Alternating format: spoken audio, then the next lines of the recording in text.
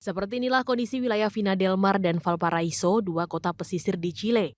Seluruh wilayah di kota wisata ini hangus akibat kebakaran hutan yang melanda kawasan perbukitan sejak Jumat pekan lalu. Berdasarkan data petugas, setidaknya 3.000 rumah hangus dan 15.000 rumah rusak. Pemerintah pun menetapkan 2 hari berkabung nasional.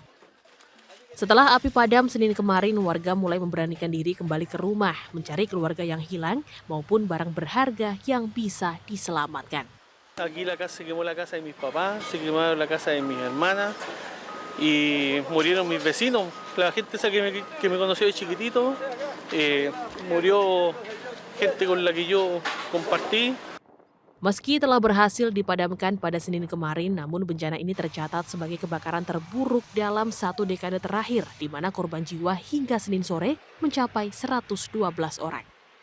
Selain itu, lebih dari 40.000 hektar hutan juga hangus terbakar. Petugas menyebut hingga kini 375 orang lebih masih dinyatakan hilang.